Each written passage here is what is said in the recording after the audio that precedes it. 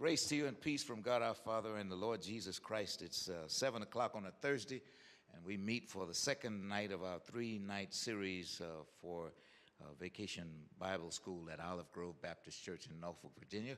And we're happy to have you as a part of our conversation, whether you're here in real life or whether you are part of our scattered classroom. We'll begin our time together in prayer. Gracious God, we are grateful for the blessings of another day and for another opportunity for us to assemble in your house and in your name, that we would consider the matters of our life in the light of your word, in search of better ways of being and becoming the persons that you call us to be. Breathe on the time that we share, that as a consequence we would indeed be better and you might be glorified even as your people are edified. In the name of Jesus Christ, our Savior and Lord, we pray. Amen. A few years ago, Gertrude Meeks invited me to offer I'll call it a speech at a Black History event here at Olive Grove. And since that time, Mary White has been trying to get me to repeat that presentation. And it happens that it fits with our effort to draw some lines that connect the African American experience and the experience of the Jewish people, especially during the time of their Egyptian captivity and their exodus. And so last night we began using chapter 50 of the book of Genesis as our launching pad, and we'll continue really in that tonight, but we'll get at it in a different kind of way. For those of you who are part of our virtual classroom, you'll get the opening, the speech part, but we're going to retire from YouTube after this part and switch rooms because of the stuff that's going on in our little campus tonight. But I hope that you'll be able to join us tomorrow night for the enlarged part of the conversation.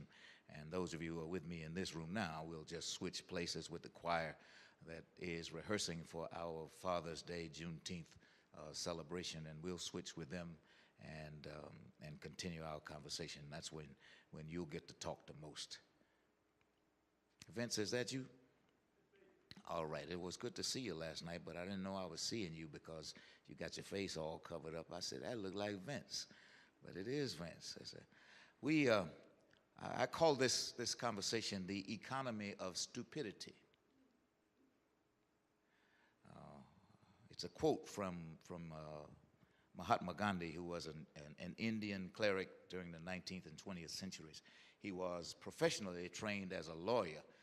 He was a great inspiration for Martin Luther King and for Nelson Mandela, who often quoted Gandhi and shared his opinion concerning human rights and social justice and ideal economies. We need that kind of talk to talk about ideal economies these days. That Mary White ain't nothing but the truth. There's Gandhi and King and Mandela. They all railed against abject poverty. They all railed against social elitism. They all had a heart for the way people get along. And we kind of talked about it a little bit last night. As a matter of fact, when I went to preaching, it was at the point where there was a challenge concerning, or I experienced it as a challenge concerning our own perspective regarding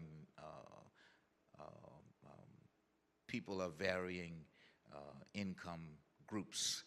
I grew up in a time when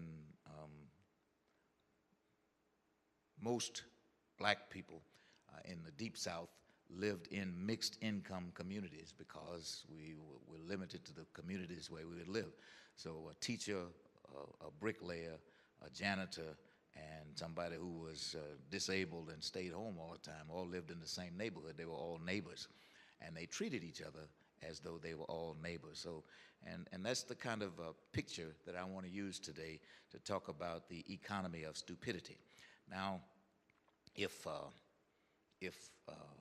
Glendale were here, and if she is here in a virtual way, she will recognize that stupidity is a pejorative term. It's a derogatory term. She'd say that because we have a common acquaintance who hated the word stupid, who just bristled whenever anybody said stupid or stupidity. But no one wants to be called stupid. Nobody wakes up in the morning hoping that somebody's going to call them stupid by the end of the day. Stupidity is behavior that shows lack of good sense, lack of good judgment. I think you will agree that even people with good sense have done stupid things in their lives from time to time. Good news is stupidity is not a permanent condition. So if you know somebody's stupid, be glad that they don't have to remain stupid. Being stupid is not really a sentence, but behaving stupidly it really is not such a lifetime predicament. I want you to wonder what on earth I could mean about the economy of stupidity, and then I want you to know what I mean. First, I want you to wonder what I could mean, and then I want you to know what I do mean. An economy is a system that regulates the accumulation, the distribution, the use of money and resources, and means of production. So when we talk about issues that plague our situation today, we talk about the economy. The American economy is the system that regulates how money is made and spent by American institutions and corporations. It was true a few years ago when I did this piece that the average American spends about $61,000 a year. The average American spends about $61,000 a year. There are at least 45 million African Americans in this country. And that means that African Americans likely spend between $1.2 and $2 trillion each year in the American economy. That's how much money we put into the economy. That's a lot of hair. That's a lot of nails. That's a lot of clothes. That's a lot of expensive cars. That's a lot of makeup, a lot of caskets, a lot of guns and bullets, a lot of gas, a lot of telephones, and a lot of cable television services. I'm just saying that we spend our money and don't always leverage our spending in the way that puts us in the most powerful positions in the overall economy. That's a lesson that we have to figure out. That's what I think it was Judy who described power last night in terms of wealth. That's one of the sources of power is having control of the purse. That's why the Senate is in the position that it's in today, because it controls the way the country spends money, regulates how programs are funded, and stands in the way of programs that it approves of, disapproves of, and facilitates the programs that it does approve of. And so senators become powerful that way in the way they control the economy. So it's one thing to blame what happens in the economy on the president, but the president really isn't the one who calls the shots about how the economy operates. He's just the one who takes the blame for it, takes the responsibility for it. When you think about it, there's no one person who can take responsibility for the way it goes. We can elect whatever president we decide to elect from time to time, but unless the people change, things remain the same. A regional economy is connected with things like how many goods and services are produced and how much money people have to spend on things in a particular area, in a particular region. Statistics report that African Americans in Hampton Roads spend between $10 and $12 billion every year on stuff in just Hampton Roads. The American economy is the larger economy to which politicians and political pundits refer when they ask what's the most important problem Americans face. Right now they say inflation. Their flippant response is usually, it's the economy is stupid. That attitude suggests that our biggest problem is an obvious problem: how money is made and how money is spent. We recognize that truth is power is the most important thing. Power is the mechanism, the source. It's the way we decide what will happen and what will not happen, who has the power and what they do with it. How do powerful people remain in power? We elect them, and they nurture us and they feed us so that they tell us what we think is the most important thing. I wish I had money for every time some politician says what the American people want, and they'll never ask me, and I'm an American person. Our economy is anything but simple. The American economy and the Hampton Roads economy began to be formed after some white people traveled from Europe and settled on the properties that were occupied at the time by indigenous families. Imagine sitting in your front porch, sitting in your teepee door, and some strangers come and build a fire in your front yard. And they just move in, and they move you back and back and back and back in the name of what they call manifest destiny.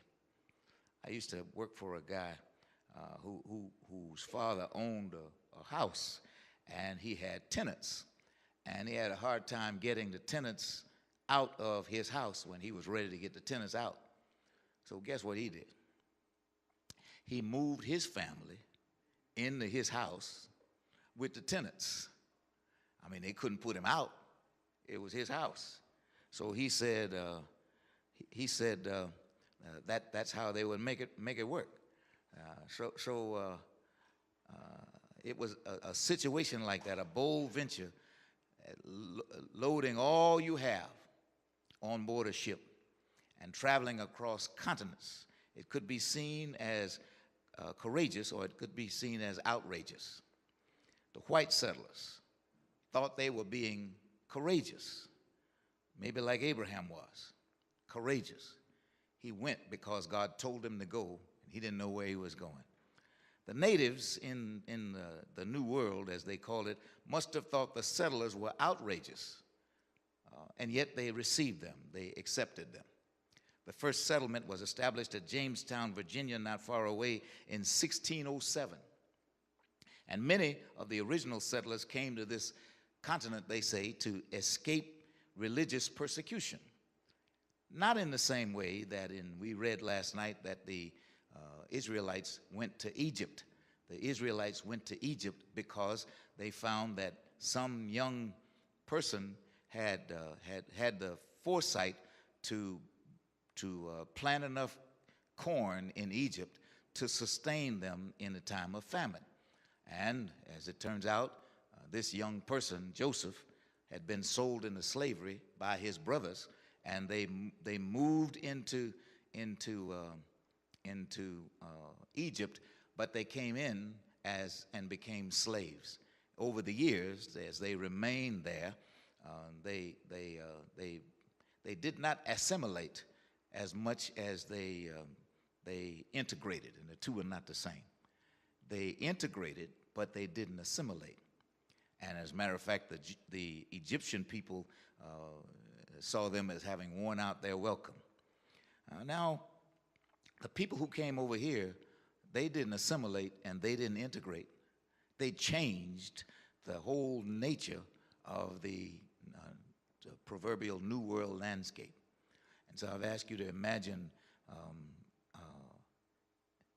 Europeans in Europe, especially English people, and then imagine Africans in Africa, and then imagine Europeans and Africans moving from where they were to here in a place that's already occupied by people with certain rituals and customs, and they had their own diseases, and they had their own ways of making a living, and their own way of taking care of things.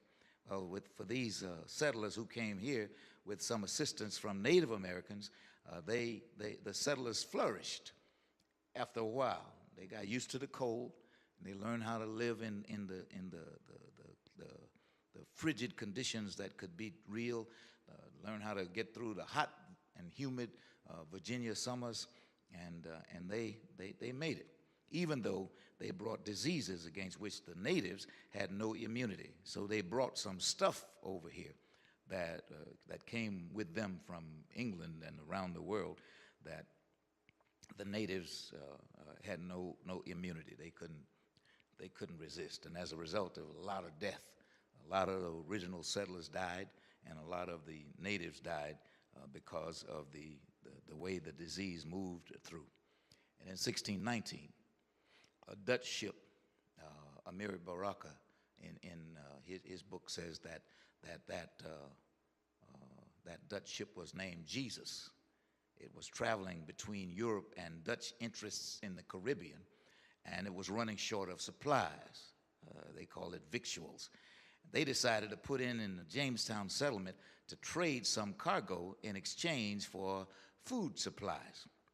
The commodities that the Dutch traded were 20 Africans, who by then made up part of the workforce in Caribbean sugar plantations. And that's where they were going. The Dutch were taking them like the English had discovered already.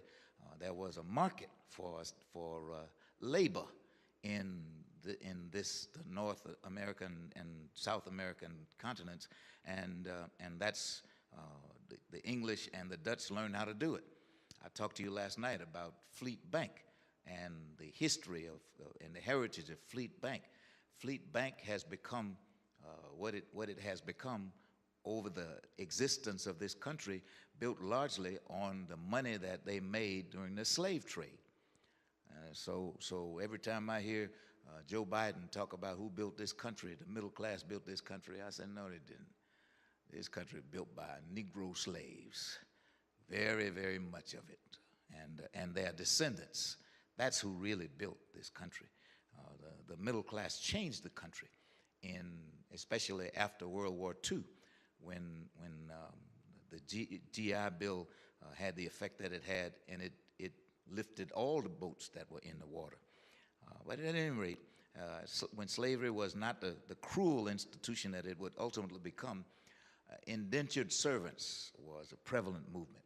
So people could work for 7 years and then earn their freedom. So they could work for whoever they were sold to, but only for a period of time. And that's consistent with the year of Jubilee, which we learn about in the Old Testament, when people work for a period and then they find themselves being liberated in the year of Jubilee. Even the land was given a break by the seventh year. But by the time the slave trade was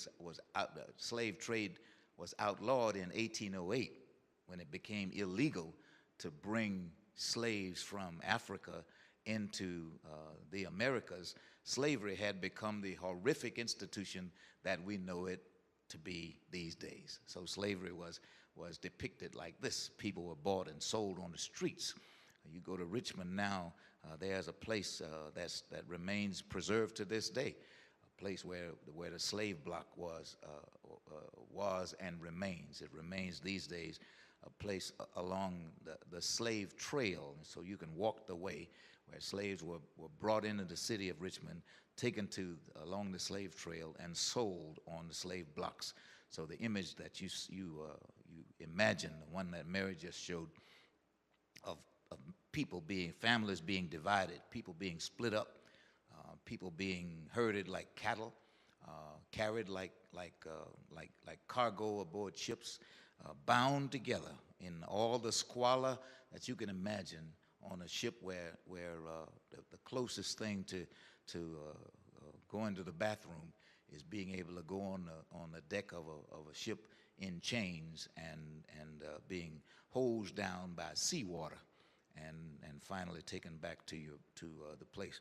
And the effort was not in the interest of preserving or making it comfortable. It was making sure that they managed to get as many slaves as possible through the Middle Passage from West Africa to North America. Slavery was the answer to the problem of labor-intensive work, hard work. That's the hard work that built America. Sugar in the Caribbean, and tobacco, cotton, sugar, and rice in the colonies. Where I come from, growing rice and sugar in Louisiana, that's what they do, always have done, except in, I guess it was in the 1990s or so, maybe the 1980s, when a group of students from LSU discovered that rice and crawfish flourish in the same place. And so they figured out a process to grow crawfish. That's why now you can buy crawfish out of season. You can buy crawfish all the year round, because whereas crawfish used to be only available from the wild, now crawfish can be raised with rice. So people in the Deep South have figured out a way to make that happen. So they grow, it takes labor, and it used to take a lot of labor. And so you can, when I drive through Virginia highways now and look across the vast fields, sometimes in Isle of Wight County, you can see the cotton fields as far as your eye can see. And imagine 200 years ago, that cotton field would have been filled with black people planting and picking cotton and going to slave shanties at night, eating little or nothing. But that's how they existed. Great Britain and Spain and France and the Dutch Republic, all of those places were largely responsible for selling Negroes. They were largely responsible for the slave trafficking, for bringing people to this country. It's sad to say that for as much as that is true, one of the biggest industries in the world today is slave trafficking. How little boys and little girls and some young men and young women are sold into slavery for the purpose of participating in the sex trade. The American colonies all craved cheap labor, and they were all willing to sell their souls to get what they wanted. And what they wanted was rich. Now, how much is different?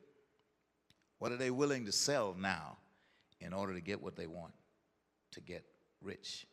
And often at the expense of the descendants of these very people who were brought from their own homes, in their own countries, in their own communities, their own cities, sometimes well-off cities, well-to-do cities, and brought to these shores to do what they do.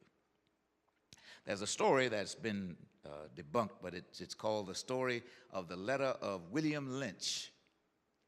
And this letter purports to tell 18th century slave owners how to maintain control of their enslaved laborers, so physically and mentally abuse them. You said that last night. Undermine family integrity. Denigrate, downplay the importance of education, and deny their access to learning. Make being black and smart against the law.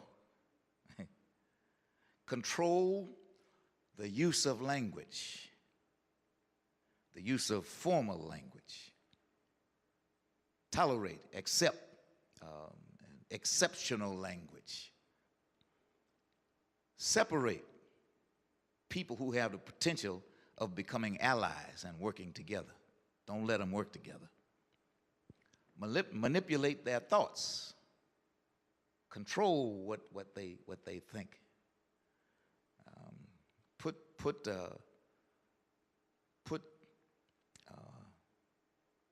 violent movies on television and put people that like them in it, so that they'll look at it. Manipulate their thoughts.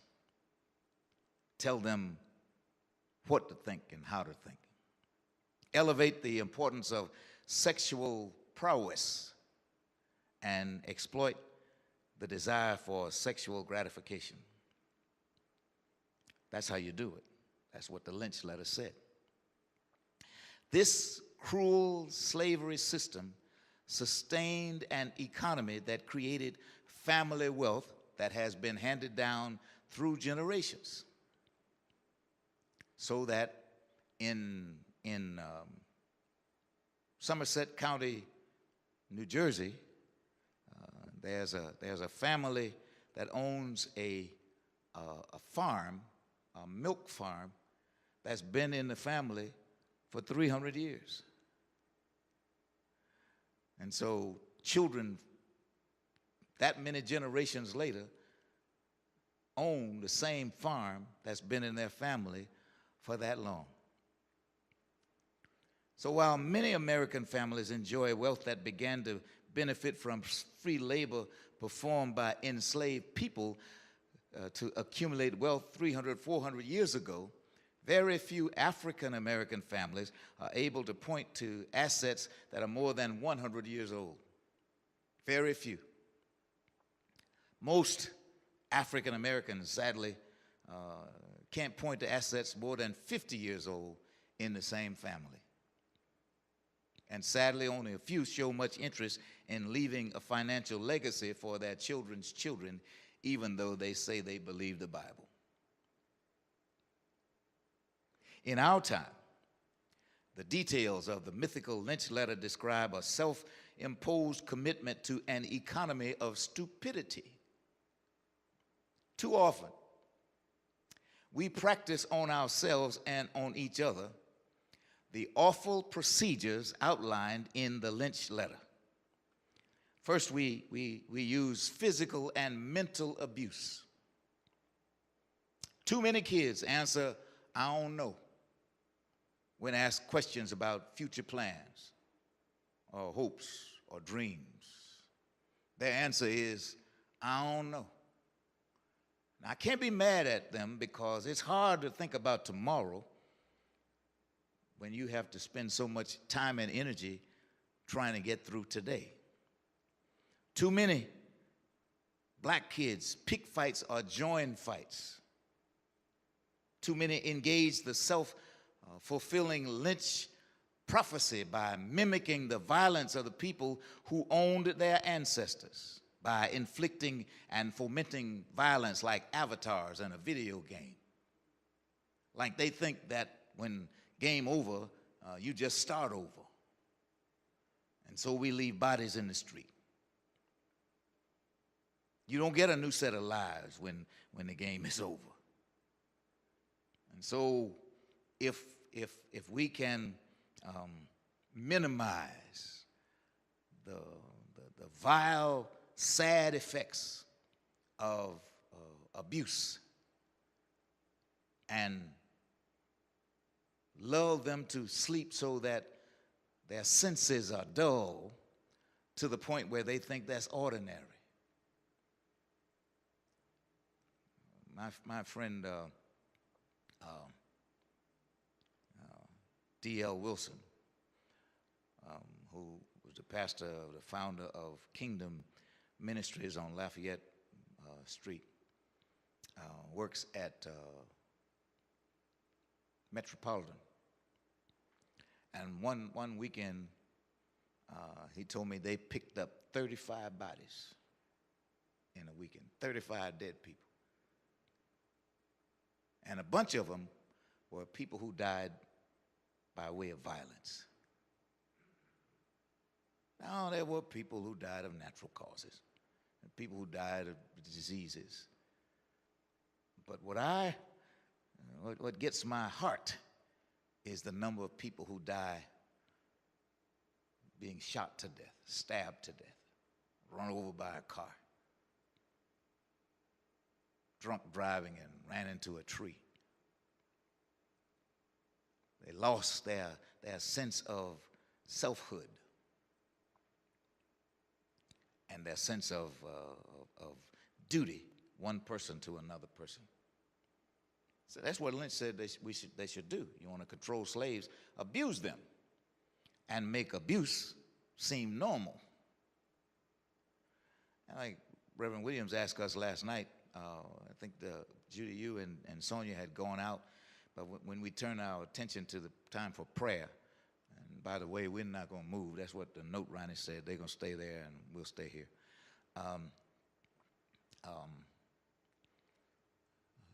She was saddened by the fact that she observed a man with limited abilities at the swimming pool at the Croc Center. And this man had suspicious bruises all over his body. She was worried about him. And so she reported the problem to the lifeguard. And that was, when she talked to the man who was bruised, the people who were supposed to take care of him stepped to her and challenged her for engaging him about his abuse. We overlook abuse of different kinds. Physical abuse, the abuse of the elderly, the abuse of underserved people, underprivileged people. We don't really pay that much attention to the thems that don't look like to us. That's what the Lynch letter said too. The Lynch letter said, undermine family integrity. It's been true for a long time. Too many babies make babies they cannot support.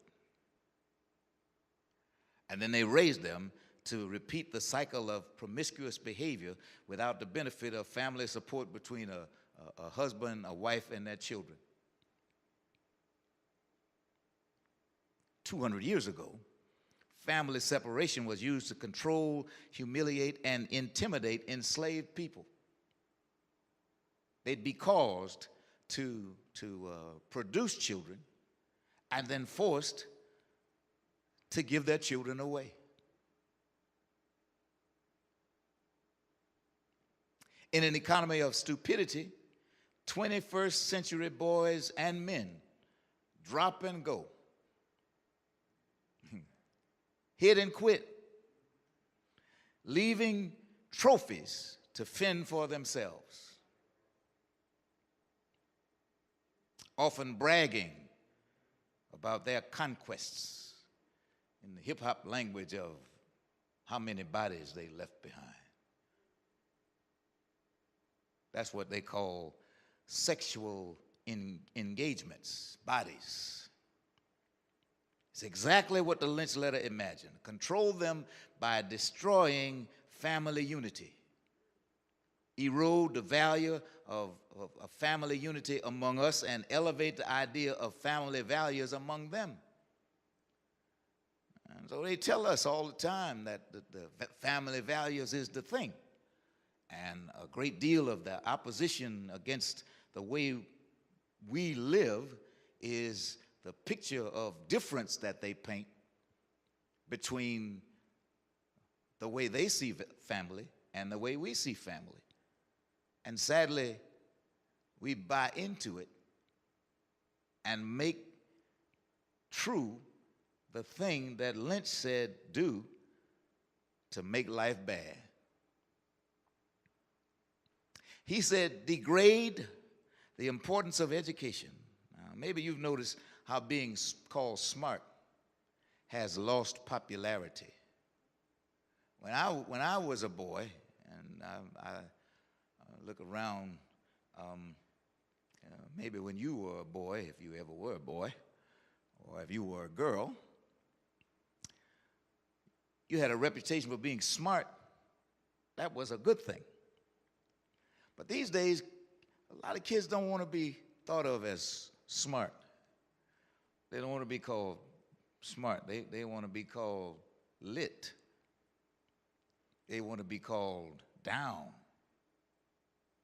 They want to be called whatever is the word that we used to call cool. I've noticed that most of the people who decry, who put down the importance, the value of education, are people who don't have any.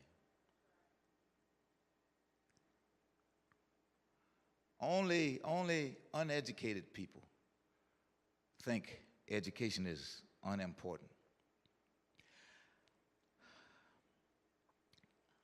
For me, in my life,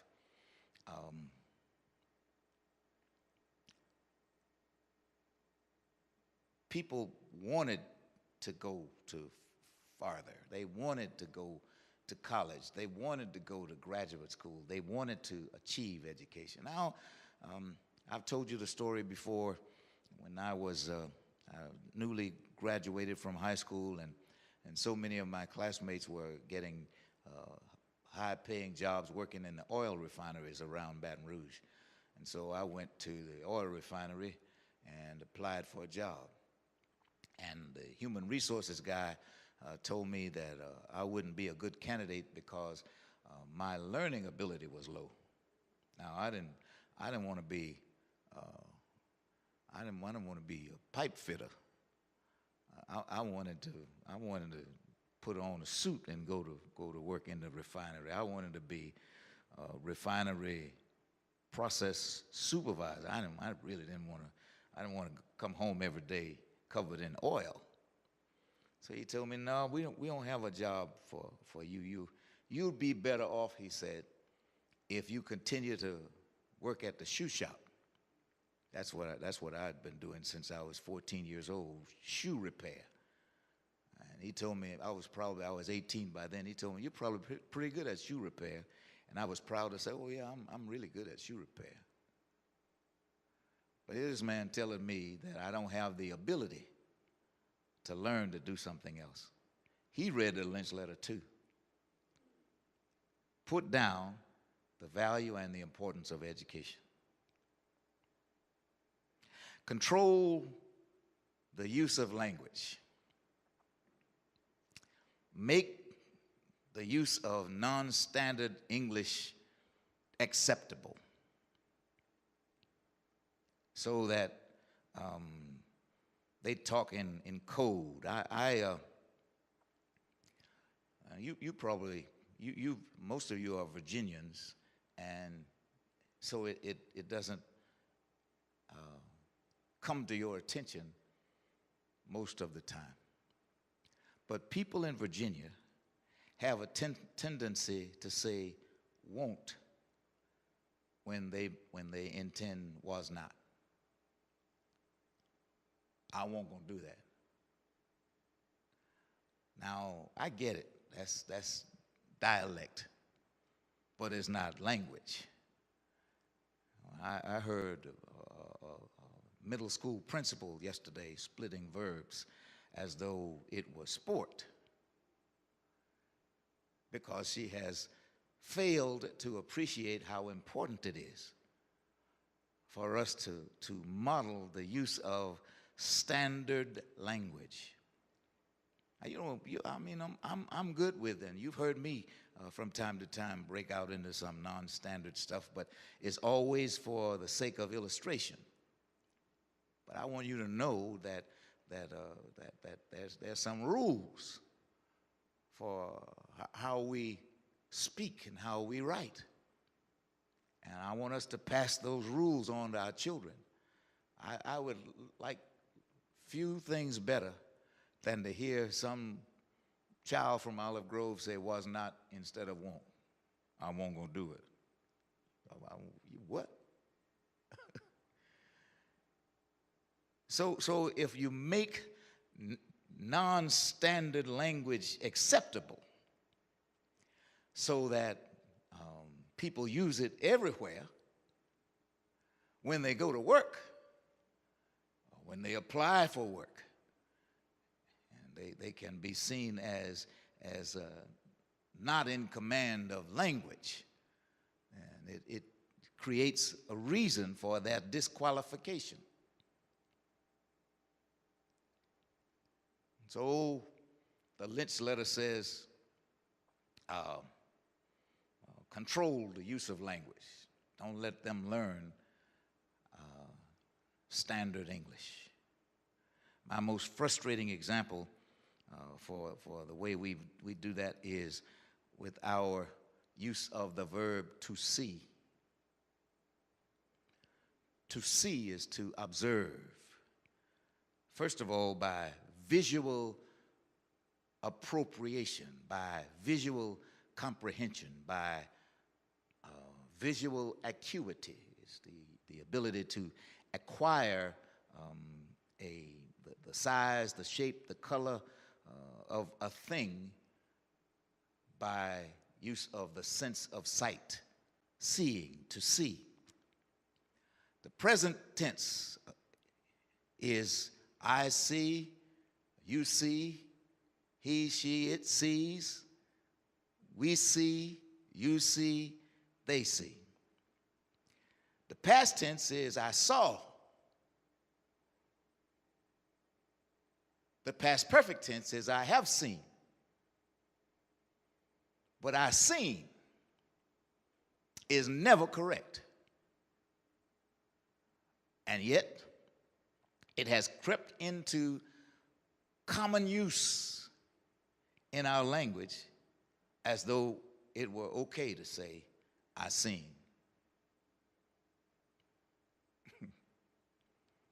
It's the use of non-standard language.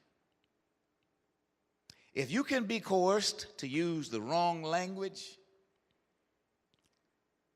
chances are you can be lost in a conversation.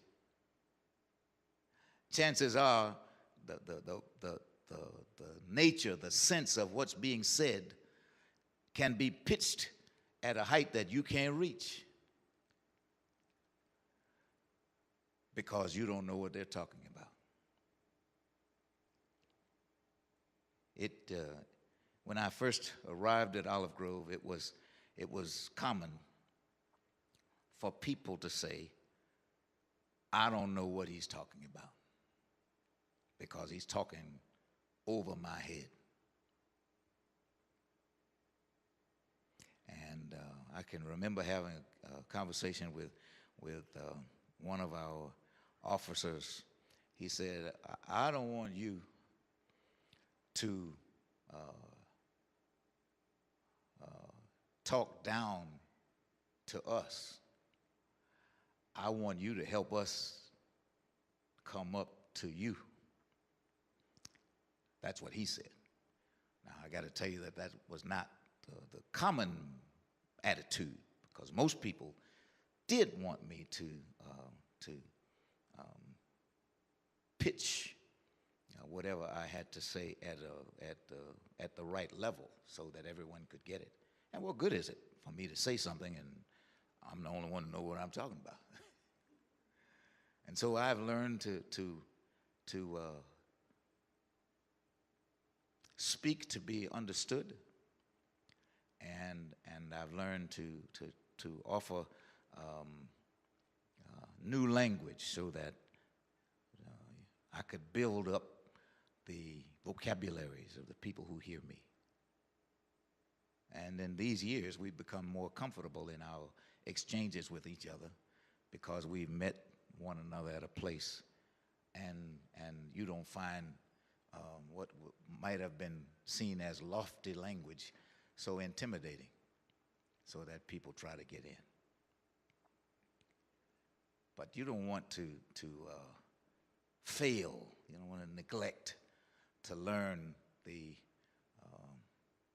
proper use of language, the appropriate use of language, so that people cannot lose you in conversations. So preachers used to say all the time, and I've never been the kind of preacher who said, do you know what I'm talking about? But it's a device that some preachers use so they can think about what they want to say next, because sometimes they don't know what they're talking about. But sometimes I don't ever want you to be in a position where you don't know what I'm talking about. The Lynch letter said, elevate the importance of sexual prowess.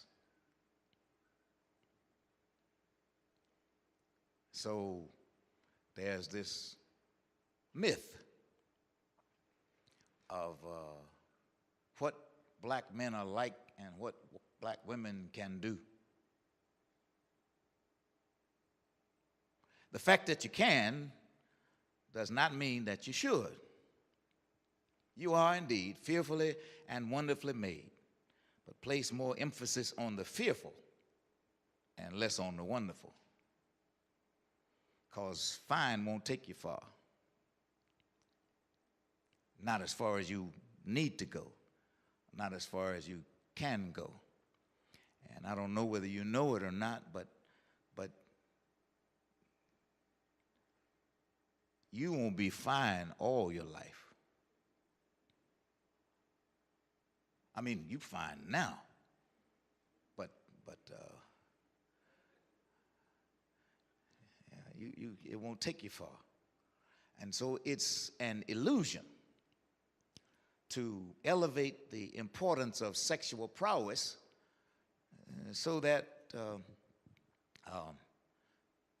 we compete with each other for who is the finest, and waste ourselves often by behaving in such an immature way with what we do with what he's given us. The Lynch letter says, make poverty look normal so that they don't expect much. And if they don't expect much and don't get much, then they'll be fine. It's normal for you with your black self to be broke. It's normal for you with your black self to live in less than desirable conditions. It's normal for you to live in the projects. It's normal for you to have little nothing. But mediocre can never be our goal. The projects were supposed to provide temporary residence for people who needed help to get on their feet. That's what the projects were built for in the middle of the last century. Not supposed to house multiple generations, not supposed to be inherited property. That was not the plan. You were not created with poverty in mind. God's plan is for your prosperity and for your hope and for your future. But if you can be duped into believing that poor is normal, then you don't expect to go forward in life. He said, create sub-economies. That's the under-economy. Crime and drugs and violence. Drug dealers and pimps and prostitutes, gamblers and human traffickers.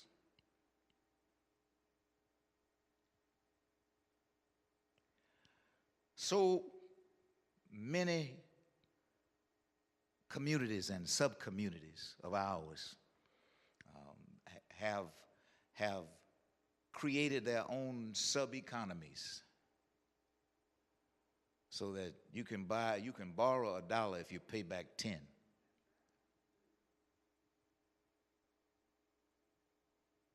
You can get some, I'll call it black market food, because some people sell their food stamps for cash or sell food that they bought with food stamps for more than it's worth. It's a sub-economy. So I say to people, if you want to be rich, don't bet on the lottery. Bet on yourself. Bet on you. Choose a career, a legal enterprise that provides goods or services needed by the mainstream, and become excellent at what you do and pay yourself.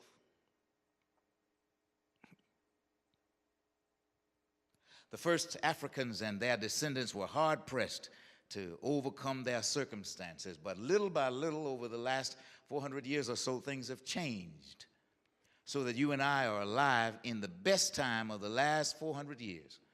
We have access to participation in the American economy like never before. I'm forever talking to you about challenges and opportunities. So everything that's a challenge offers an opportunity. So don't look at it as an obstacle. Look at it as an opportunity, a chance to go forward, a chance to do better, a chance to become better. We have the power to change things. With our minds, we can change things. With our hands, we can change things. With our way of thinking, we can change things. 1866 was the year of the 24th anniversary of the Emancipation Proclamation. And Frederick Douglass, who we recognize, I always think that every time I see Ulysses Register, he reminds me of Frederick Douglass. Douglass delivered a timeless speech in Washington, D.C., during which he said, "Where justice is denied, where poverty is enforced, where ignorance prevails, and where any one class is made to feel that society is an organized conspiracy to oppress, to rob, to degrade them, neither persons nor property will be safe." He could have written it yesterday because it describes the condition of our current predicament. One class made to feel that society is an organized conspiracy so that we don't believe we can win. We don't believe we can progress. We don't believe we can get ahead. And so we rob ourselves or surrender the gifts that could make us safest. Our cities are not safe. The country is unsafe. Certainly the country is unsafe. The world is unsafe because of all that Douglass warned against is being enforced by them or allowed and often even embraced by us. We act like the stuff that he says does not pertain to us. But Mandela said, "Let us be the change we wish to see in the world." We want things to be different. Make things to be. Expose the lies that ill-define your identity, your selfhood. You're not limited as a person to who others say you are or what others say you can do. I've been saying this for 40 years. If anything can be learned, you can learn it. If anything can be done, you can do it. Education is important, and you control how much of it you obtain. Sheldon Murphy has about 6 degrees now at 60 years old, and last fall he began law school. Now, I got to tell you, when I need a lawyer, I'm probably not going to have Sheldon. We boys, he's my friend. He's a great preacher. And I'm sure he'll finish his law degree at Regent. But you get to decide how much education you obtain. And when you pass 60 in this country, any state school, you can take any class you want if they have room in that class for you free. So if you want to learn photography, you want to learn to cook, you want to learn mechanics, you want to study English, you want to study poetry or music, you can go to school free if you're over 60 and they have room in the class for you. Some people do it just so they have stuff to do.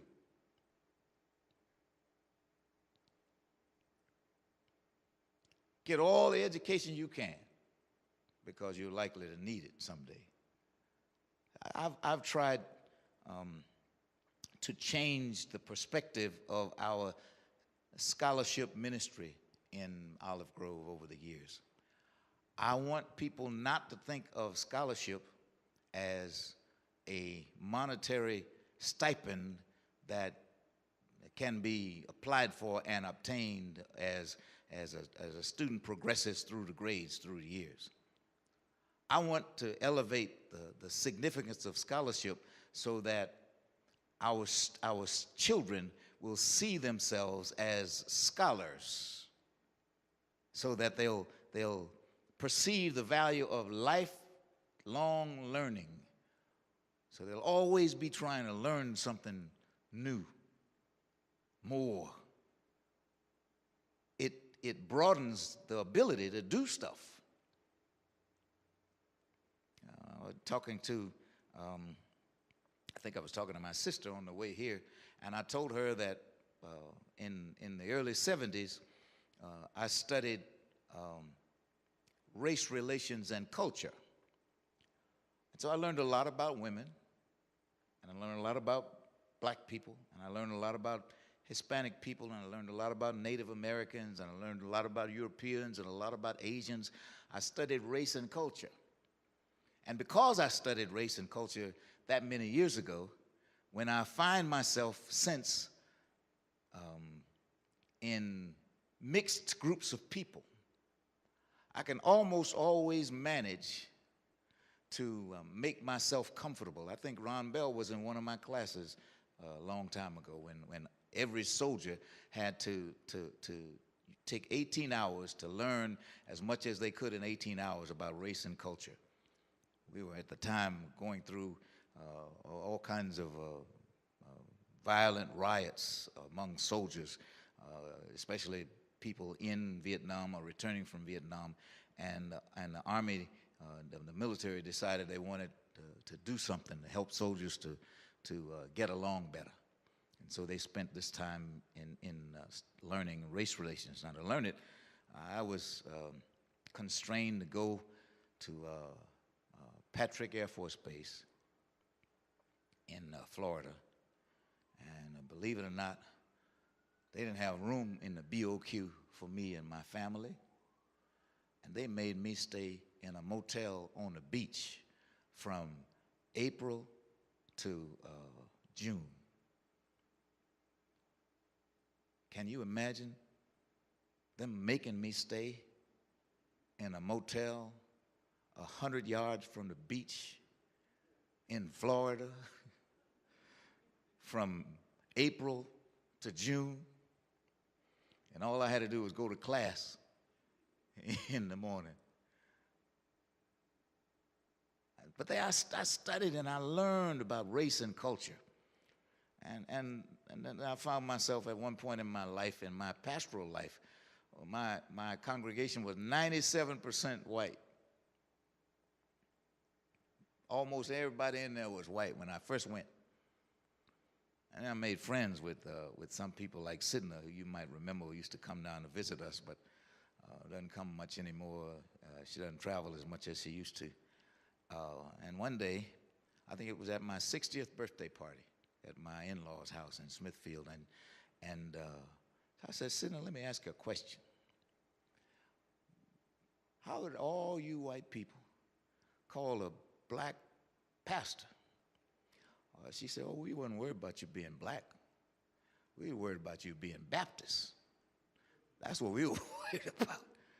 But I learned about culture, and it's been helpful. The more you learn, the farther you go in education, the farther you grow. You might not need everything you learn every time. But if all you have is a hammer, Maslow says, everything looks like a nail. If you only have one tool in your bag, everything looks like the only way you can work that through is to pound it, because all you do is hammer.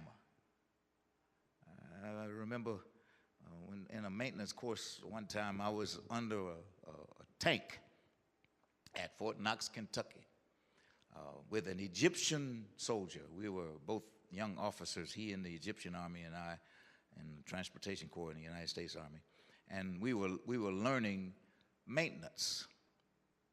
And I'm just we're trying to crack this nut, and I'm just beating it and just beating it and just beating it. And he said, it's not the torque, it's the thought. And so I learned from him how to think my way through problems rather than pound my way through. It's a lesson I've never forgotten. And so I want to encourage everybody who pays attention to commit to creating wealth that survives your demise. Your death is coming, so that your children's children benefit from the sweat of your brow and the wisdom of your years, so that they benefit from the painful lessons that you've learned, even through suffering, self-inflicted losses, or losses foisted upon you by other people. Sometimes I tell you to pray that God would save you from sin, and sometimes I ask you to pray that God would save you from sinners. Sometimes it's you, and other times it's the thing that happens to you over which you have no control. You need salvation from both. So don't trust everybody to tell you what's really important for you. You can trust some people, but you can't trust all people. God can help you to learn the difference between the truth and a lie. Mary calls it discernment. She read that in the Bible. Learn to tell the difference between someone who is for you and someone who's against you, and someone who really doesn't care anything about you. Because there's some of those people, all those kind of people all around you in the world. Stop being victimized by the economy of stupidity. Just stop doing stupid stuff. One time I offered this piece and I said, make a list of stupid things that show lack of good judgment, lack of common sense. If you would be the change you want to see in the world, abandon the economy of stupidity and act like you know what it is. And you know what it is. Fix your thoughts on what's true and honorable and right and pure and lovely and admirable, and think about things that are excellent and worthy of praise, and keep putting into practice godly ideals, and then a God of peace will be with you. Welder Johnson says, stony the road we trod, and bitter the chastening rod felt in the days when hope unborn had died. Yet with a steady beat have not our weary feet come to the place for which our fathers sighed. But we have come over the way that with tears has been watered. They cried. We have come, treading our path through the blood of the slaughtered. Our ancestors have given up so much that we could be positioned as we are today. And it would be disrespectful for us to neglect the gift. In one Bible study here in Olive Grove, I've said to people, the definition of blasphemy is to take credit for a thing that God has done. It's like God pouring blessings down, and you throw them back up. I don't want this. I don't want this. Take this back. He gives us the resources. He gives us the opportunity. He gives us the strength. He gives us the understanding, the knowledge, the wisdom to get done whatever needs to be done, so that Shannon's body, the one that she had on the operating table last night, would be as healthy as possible. So that everyone who touches that body would be productive and constructive and helpful. And so abandon the economy of stupidity and adopt a better economy where the grace of God prevails. Now, we're going to take a break till 8:15. It's 8:05 now, and when we come back, we're going to turn again to Genesis chapter 30 at verse 15.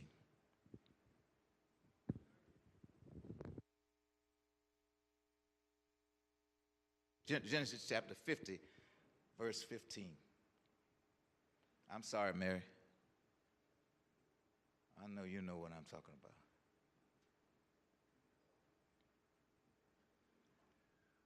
Deacon?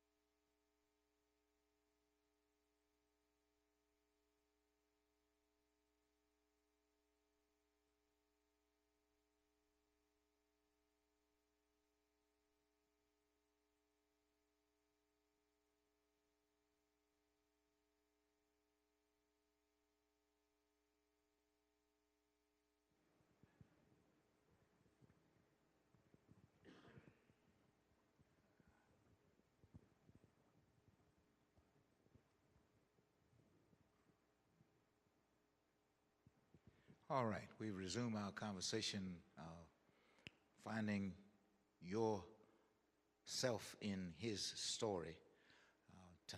Last night, we spent our time between um, the first, I think we did the first 14 verses in chapter 50. Is that right? Yeah, and tonight we're going to start at verse 15. We have seen Joseph and his brothers bury Jacob, their father, and now we turn to a part of the conversation where they have to deal with their past. Sooner or later, everybody has to deal with their past, and I think tonight we're going to see if we can get through verses 15 and through 21 in a conversation. You ready, Mary? When Joseph's brothers saw that their father was dead, they said, "What if Joseph holds a grudge against us and pays us back for all the wrongs we did to him?" So they sent word to Joseph saying, "Your father left these instructions before he died. This is what you are to say to Joseph. I ask you to forgive your brothers and the sins and the wrongs they committed in treating you so badly. Now, please forgive the sins of your servants, of the God of your father." When their message came to him, Joseph wept. His brothers then came and threw themselves down before him. "We are your slaves," they said. But Joseph said to them, "Don't be afraid. Am I in the place of God? You intended to harm me, but God intended it for good, to accomplish what is now being done, the saving of many lives. So then, don't be afraid. I will provide for you and your children." And he reassured them and spoke kindly to them. Last night, when we were trying to imagine the intellectual and emotional movements and the gyrations and the anxieties and the concerns of a majority community that becomes a minority community, and when the minority community becomes the majority community. When the people in power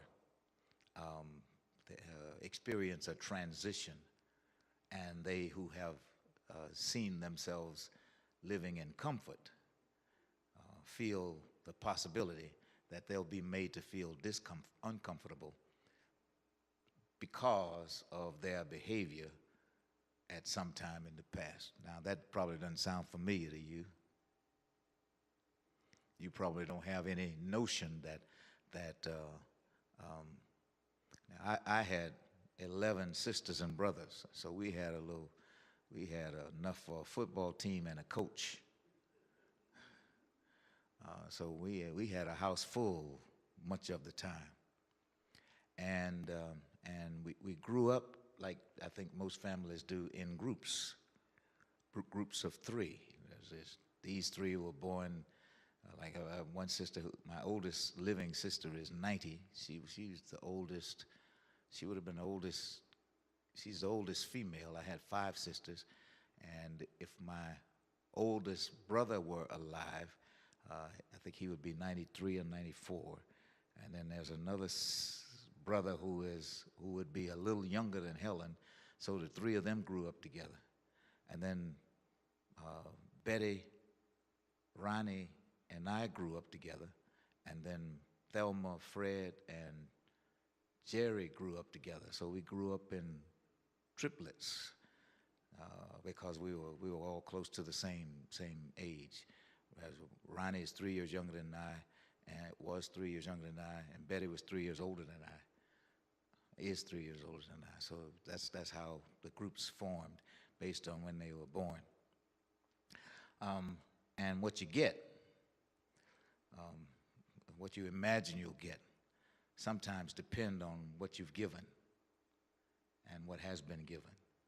That's the kind of anxiety that Joseph and that Joseph's brothers sense when death comes to their family and the departure of Jacob, who has been the family patriarch. We have not always, in our communities, celebrated patriarchy and matriarchy like we do these days. For many years, I never heard anybody described as the family matriarch or the family patriarch. The oldest man in the family is the patriarch, and the oldest woman in the family, the matriarch. And the family looks up to that person often. And we describe it usually at funerals more than anything else, where I hear people claim that matriarchy, patriarchy kind of thing. But the patriarch does not always get as much respect in life in these days as he does in death. We tend to celebrate more in death than in life. But Jacob's life caused alarm. Jacob's death caused alarm in the lives of his children. And according to this text, when the brothers went to see Joseph, who was not the oldest. As a matter of fact, he was second from the youngest. Benjamin was the youngest. And so they fell down at his feet, the Bible says. What does that remind you of? Joseph's dream. As a boy, he had a dream that he saw sheaves, as he says, bowing before him. His brothers were jealous, and they thought that Joseph thought too much of himself. And now the dream that Joseph had is fulfilled, and it can't be lost on the brothers that they find themselves doing now what Joseph has told them when he was just a little boy they would do. But what else do they expect from him? Retaliation. They expect him to pay them back for what they've done. They expect it. There's nothing in the text that says it's on his mind. As a matter of fact, everything in the story says that he was as glad to see them as they would be in the end to see him and to know that it was their brother, to whom they were appealing for food. So it's the sense of guilt for their jealous rage. They considered killing him, and they decided to sell him instead into slavery. When I talked about when we in our Bible study were going through the book of Jeremiah, it became at some point apparent that God's decision to allow the Jews to be held in Babylonian captivity was for their benefit and not for their punishment. And so the prophet said, when you go there, you're going to be there for 70 years. You'll be there for 70 years. And while you're there, teach and learn, continue to practice your trade, build houses, get to know the people who live around you, learn how to do things. I have a guy I know I met in the last 3 or 4 years after he had been in prison for 25 years. And after 25 years in prison, that boy came out with so many trades so that he can do practically anything. He learned he learned carpentry, he learned painting, he learned working with drywall, He learned how to work on cars. He learned how to work on machines. He could have been idle in his time in prison. When my brother was in prison, that's where he went to seminary. My brother was in prison for embezzlement. In those days, he never saw a check he couldn't write for any amount. So after many, many years of getting in trouble, he finally went to Angola, the state prison in Louisiana, the big house. And while he was there, he was a very smart guy. He did everybody's taxes, everybody in the family. He did their taxes, and then he did the taxes for everybody in the neighborhood. He knew how to work numbers. That's how he got in jail. And but while he was locked up, he went to school. And Herbert preached his way out of jail. That's how he got out. But he didn't waste his time. And he was a shoemaker when he went in. That's how I got into that business myself, in the making shoes. So he had a trade, and then he had some other stuff that he knew how to do. Herbert did. But when he went to prison, he learned how to do some other stuff. And in his case, he learned ministry. He got his credentials for ministry in prison. My Fred, another brother, used to say he went to Rock Bottom U. That was his university, Rock Bottom University. And preached his way out of prison. I never heard him preach again after he got out, after he preached his way out. When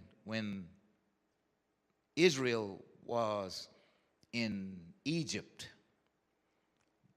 they were alarmed because, as Gladys said last night, they lived among people who were enslaved.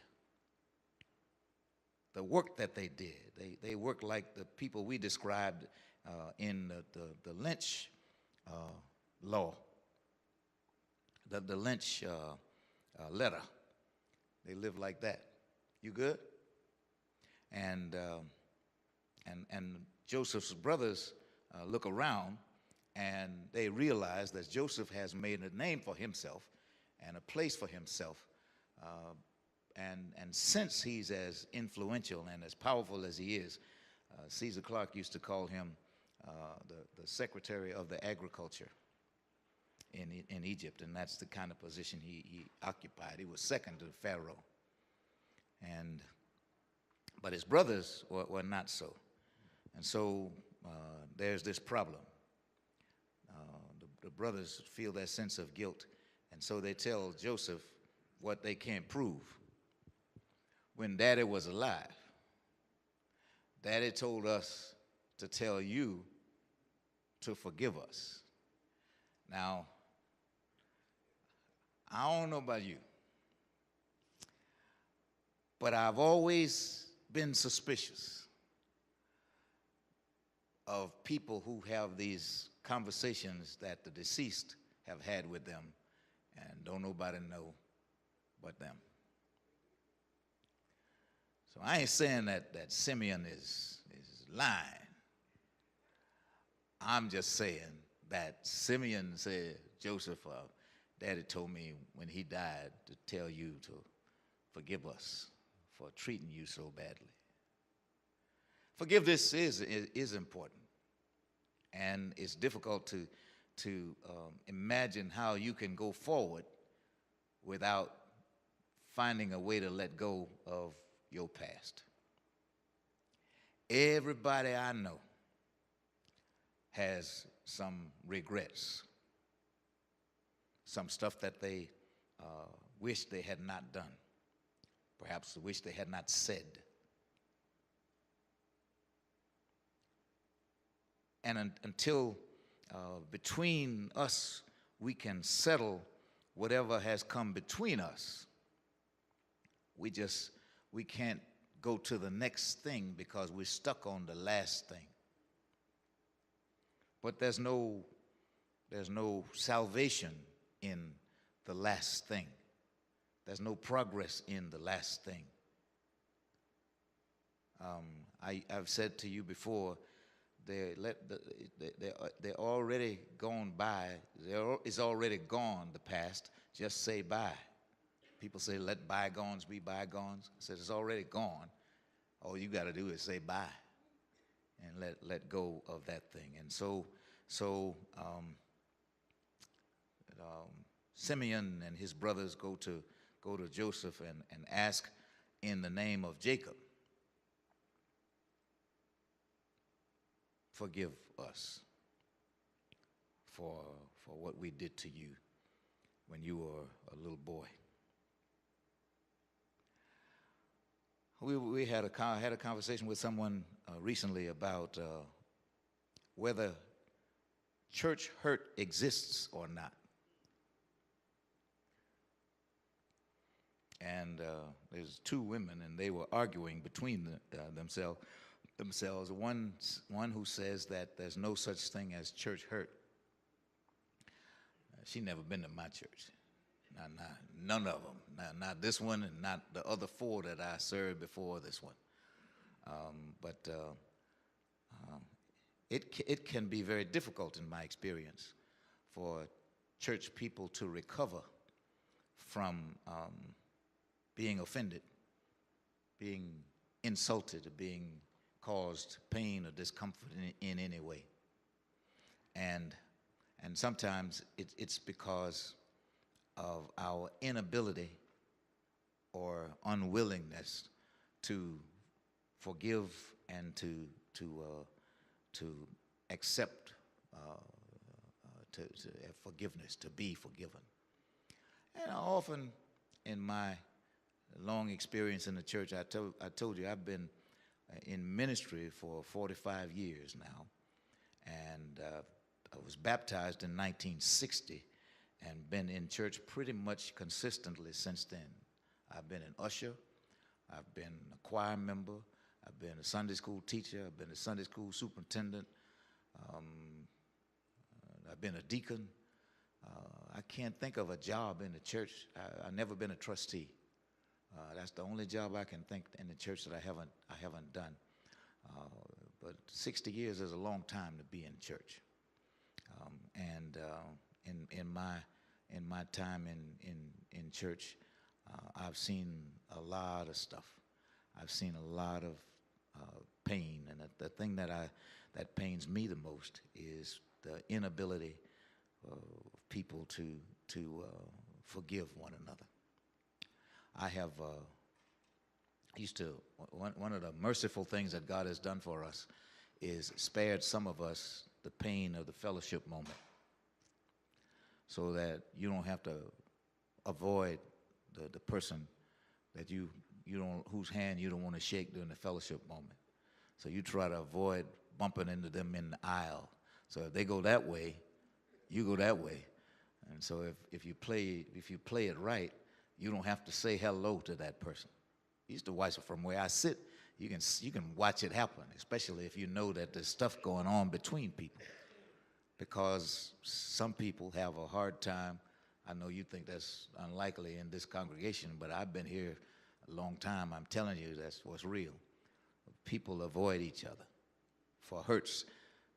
And often I challenge them individually to recall the pain. What happened? And even in families where people can't remember what happened that caused the family pain.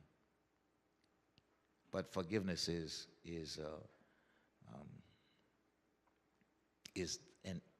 an enemy of all that God would offer for us in the way of unity. And it's often based on guilt. So that Jacob's sons were embarrassed because the same one they sold into slavery, the same one they hated when he was a boy, is the one they had to go to when they were in trouble, and he blessed them. he saved them. It can be really hard to go to somebody who you don't like. and they're the one you got to go to. Because they are the ones in positions of power or authority or whatever it is. And it's especially when it's because of your own behavior. You have created the distance between you. So when they go to visit, when they go to Egypt looking for corn, and Joseph tells them, go get your little brother and your daddy. And he buries in the sack of corn that they carry back to Jacob some precious metal containers. When they find these precious metal containers, they are concerned about being seen as thieves, because they didn't put this gold into their own sack bags. Someone else did. And so when they come back, because Joseph has told them to come back, and they bring Jacob and Simeon with them, they're speaking in their own Hebrew language, and they are surprised when Joseph is able to understand them and to engage them in the conversation. And finally, he says to them, I am your brother Joseph. Imagine that, the look on their faces when they realize that their benefactor is the one whom they have sold, taken advantage of, vilified. They were jealous. They almost killed him. But at the end, they decided instead to sell him into slavery and lie to Jacob and say that he was killed by a wild animal. Joseph had received gifts that not all the brothers received. He had a coat. Yeah. See, Judy knows that story. He had a special jacket, so he's walking around swag, styling and profiling himself. You got one of these? No, you don't? No, oh, that's right. You don't have one of these. So for whatever reason, they were jealous of him, and in the end, they find themselves having to stand before him, and they tell him a report. That Jacob said, do this. The story is told about a church lady who said, the Lord has abandoned me. And she said, I'm sure I'm headed for judgment, and I'm just not saved at all. So the preacher said, what would you like God to do to reassure you? Do you want him to perform a miracle? Oh, no. That wouldn't do any good. Satan can perform miracles. All right, well, would you like God to speak to you from heaven, audibly in your ear? She said, well, some personal message from God would be helpful if you just talk to me. So the preacher said, fine, let's open up his word and see if we can find God speaking to you. And in searching for what God had to say specifically to this person, they found a place where the forgiveness of sin is promised. So if you worry about whether or not God has made some decisions regarding forgiveness, Joseph's brothers didn't have the opportunity to do that, of course. We talk about Genesis. And it's difficult for me to imagine why some people have a hard time getting their minds around the fact that everybody in the Bible didn't have a Bible.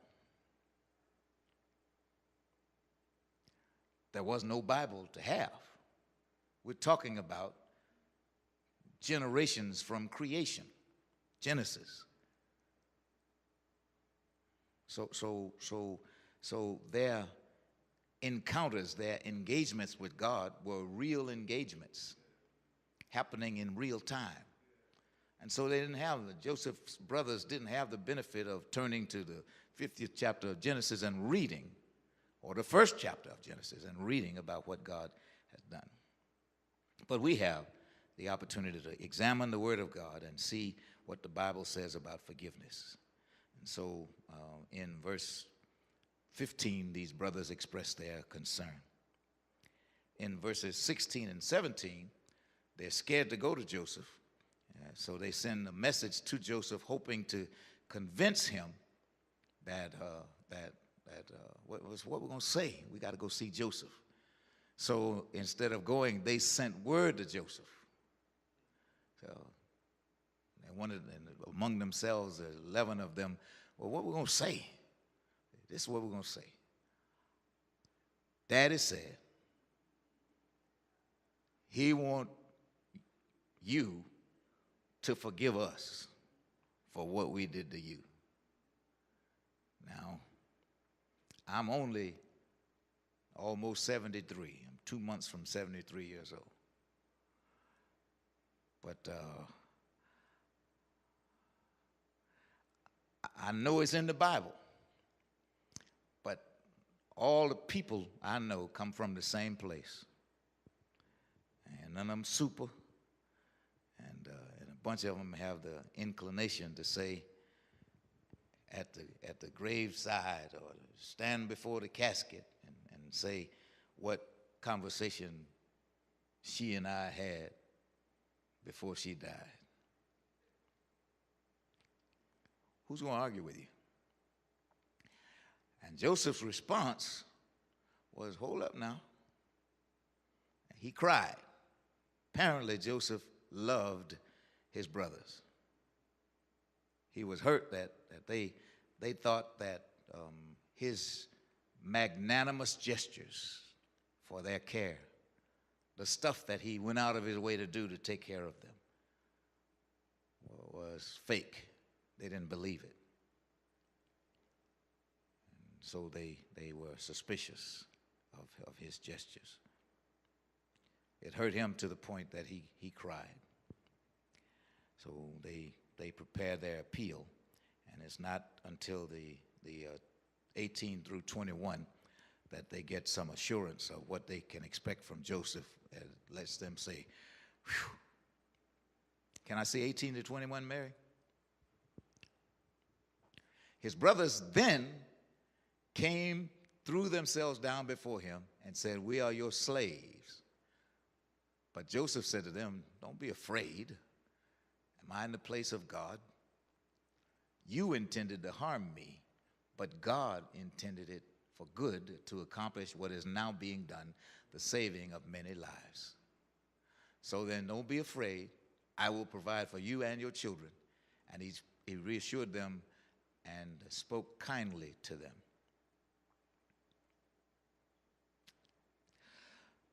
I'm convinced that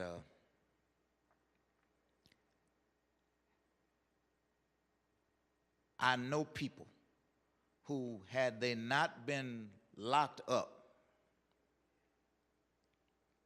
would have been killed in the street because of the way they were living. They were living dangerously. And as much as I wanted them to be out, I knew they were better off in. Sometimes the rock and the hard place between which you find yourself is a place that God keeps you until you've gotten to the place where you can accept the benefits of his grace that he offers. But you can't get your blessing until you're ready for it. You can't get your blessing if you're standing in your own way. And so being stuck is better than being sunk. What you say, Reverend? You have to use my microphone because I only have one. I can tell when Gladys is ready to talk. We've been doing this for a long time. You brought to my mind when you said that, it's so true, because I remember years ago when my son was out there, my youngest son, and I prayed a prayer to God, and I said, God, do what you have to do to save my son. But I don't know what you have to do. I'll never forget that prayer. So I said, God, you strengthen me for what you have to do. And within a couple of weeks, my son got locked up. He was out there. And it devastated me, but God brought that prayer back to me. And it kind of, yeah, exactly. But he did that to save him, to get him off the streets, to save him. So that's what. It happened, I used that illustration earlier. It happened to Israel when they refused to hear Jeremiah. They were in bondage in Babylon. And he told them, now, I'm going to have to do what I said I would do if you didn't do what I told you I wanted you to do, because I can't lie. He told them to change their ways. And he prevailed upon them to reverse their misbehavior. And they wouldn't. They heard so many prophets. And for hundreds of years, they listened to the prophets. And then God finally came to the place. He said, okay, I'm going to send you to Babylon. Now, I got to do it because I said I would if you wouldn't.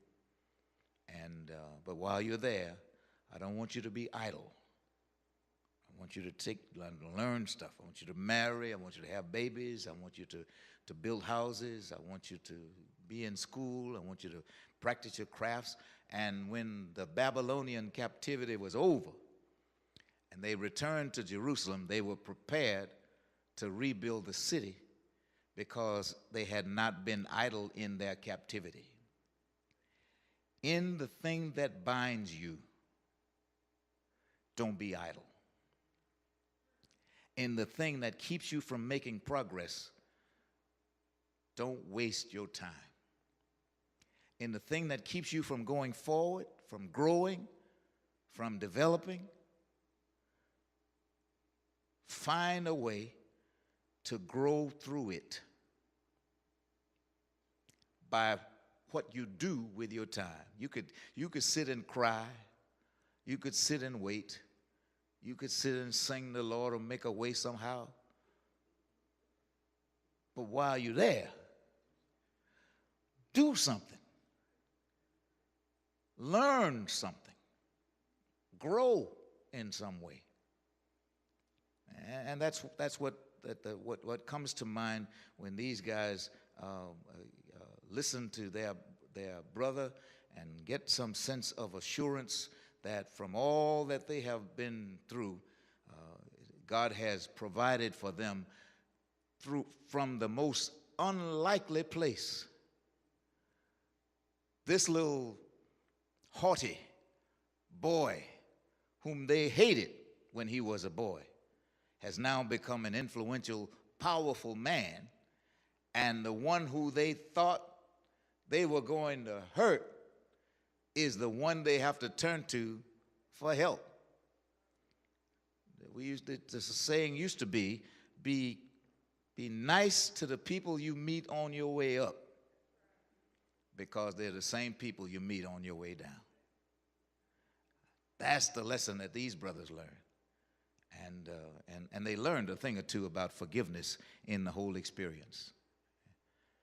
When we consider our own predicament in America since the Emancipation Proclamation, when we consider Plessy versus Ferguson and Brown versus the Board of Education and the whole civil rights movement, and we consider the things that we have been through and the things that we continue to go through, we are really in a position where we can make some decisions about whether we'll be a bane or a blessing, whether we're going to be hurtful or helpful.